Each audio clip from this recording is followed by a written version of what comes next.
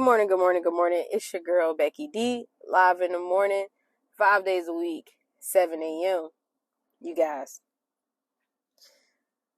will we deal with the same old BS in life? We have to remember a few things, okay? 1, nobody's perfect. 2, nobody's perfect. And 3, nobody's perfect.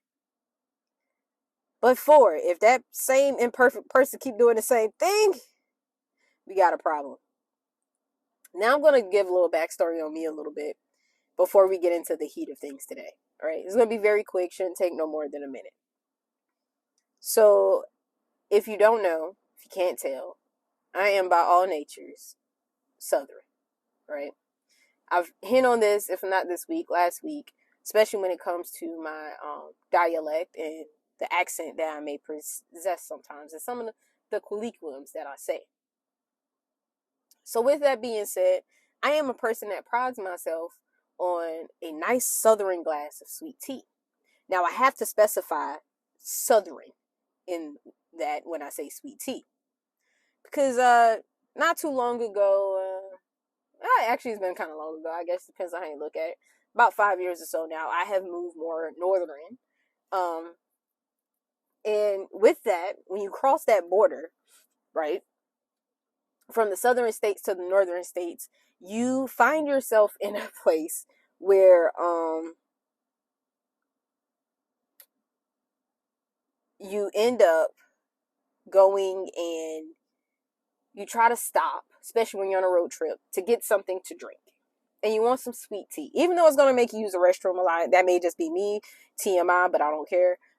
Literally, when I drink sweet tea, I have to go like every 5 seconds. I don't know if it's just the sugar in it or the tea itself. Haven't figured it out, still love it. And so because of that, I go and I stop. Maybe it's I don't like McDonald's, but I like their tea. Okay. So may stop by McDonald's, get like a tea and fry. I can trust their fries, I think. Go to like a KFC or something, something where I know they got good sweet teas. So Chick-fil-A be hitting this sometimes, okay? And I was like, hey, I like to get your sweet tea. Even when I just go to North Carolina, that North in the title, y'all use every bit of it. And I go to a Bojangles, I don't get their sweet tea. And it's just like, okay, where's the sugar? I literally was at a restaurant one day, ordered a glass of sweet tea because it was dinner time. And I was like, I would love me some sweet tea with my meal. And I was like, ma'am, I would have your sweet tea. And she was like, okay, I'll get you an iced tea. I didn't pay attention to it. This happened years ago. I was with one of my friends and his family. And everybody at the table was ordering like Coke, Pepsi or whatever, sweet, not sweet tea, lemonade. Nobody touched tea. And I was like, yo, we all love tea. What is wrong with y'all? Tea goes with this meal, right? And they bring it out and I'm looking at it and I was like, that don't have the right color to it. But I was like, you know what? Maybe they use a different kind of tea brand. I'm giving them all the excuses. I take a sip and it is literally brown water. The amount of anger that consumed me in that moment, I think the waitress was afraid of me. And I didn't mean to be scary. I didn't mean to hold such anger or grudge. But the thing was, I asked for a glass of sweet tea, not ice with some color to it, right? And so I said, oh, ma'am, this isn't sweet. I didn't ask for it unsweet. I asked for sweet tea. And she was like, oh, no, that is our sweet tea. And I stopped her right there and I said, ma'am, do y'all put sugar in it? She was like, yeah, we put a little sugar in it. A little. Okay. So then my southern roots had to uproot itself and be like, you don't get sweet tea everywhere. And I had to learn the hard way. I didn't just identify the table and be like, oh, y'all ain't getting sweet tea. I don't need to get sweet tea because y'all not getting it. But I didn't, I was foolish.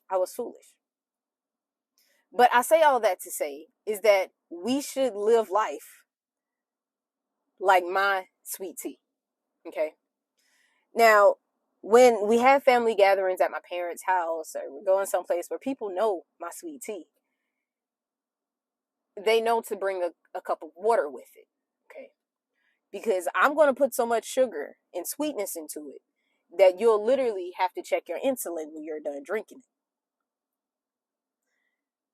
I am literally the type of person that consumes my pride and how good my sweet tea is.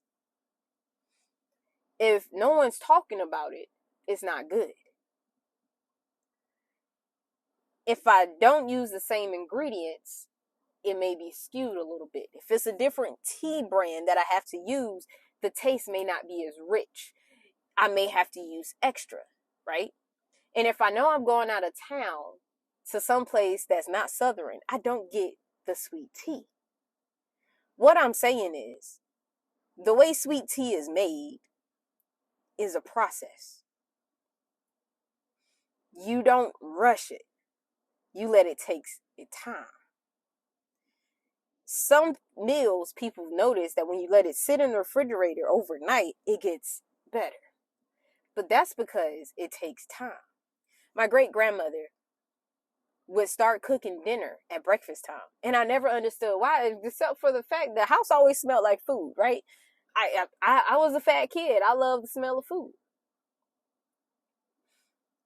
But she knew the process and the time it took for a good, substantial, stick to your bones type meal.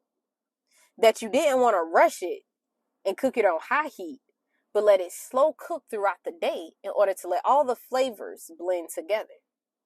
Just like my glass of sweet tea. So when you're mixing all the ingredients, which is not a lot in sweet tea, you have to strategically plan everything right. Now, I'm going to give you a few hints. I'm not going to tell you my secret ingredient, but I like to go ahead and when I'm steeping my tea, as it steeps, I do different rounds of it, right? I go ahead and put my sugar in the bottom of the pitcher, and I add the first pot of tea to it, and I let it sit and let that sugar kind of seep it all together. Then I add my next pot, let it seep it all together. Now, depending on how much sweet tea I'm making, is when I add more water and dilute it.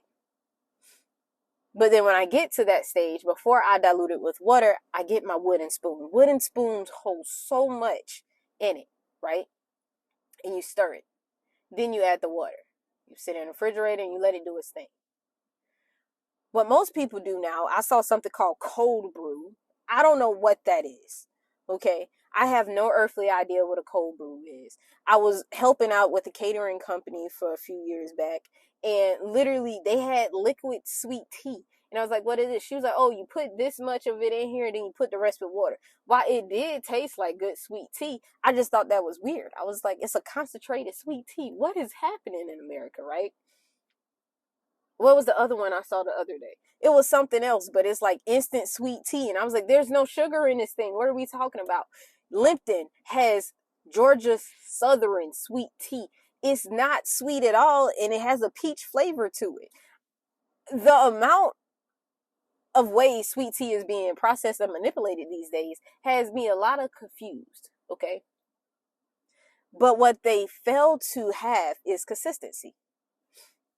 When it comes to your life, you want to take your time, build up consistency, and watch the results speak for itself, right?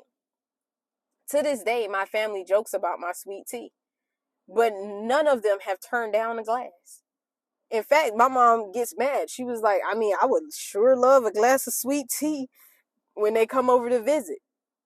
I finally found a spot when I go north, south, east, or west where I could get some sweet tea, and it's at a Dunkin' Donuts. Probably because they use the concentrated sweet tea, but it's sweet enough for me to be happy with the fact that I can still get tea. What I'm saying is, we should look at life like sweet tea. We should take a second to slow down. Let everything around us kind of marinate and come together. And then let everything happen. Remember a few months ago, I think it was, when we were in that waiting room. That's exactly what we were doing. And I'm proud to say that the waiting room has paid off, because now I have achieved what I was waiting on. And it's been a process. It's been a long process. It's been a draining process. It's been an impatient process, because I had my impatient moments about me. But nevertheless, it will be a rewarding process in the end, okay? Sometimes we need the waiting room in order to let ourselves steep a little longer and get to the full richness and blend that we need, just like a cup of coffee. I don't drink coffee, so I couldn't speak on coffee matters. But just let us achieve what we needed to achieve. So that way, when we are full fragrance and full power and full of the sweetness that we can do things that we never deemed possible in the world. We can overcome so much, and we can be triumphant in all possible avenues and ways that we didn't even think were possible at one point, that our ancestors would be so proud of, that our family heritage can now build new roots and foundations on.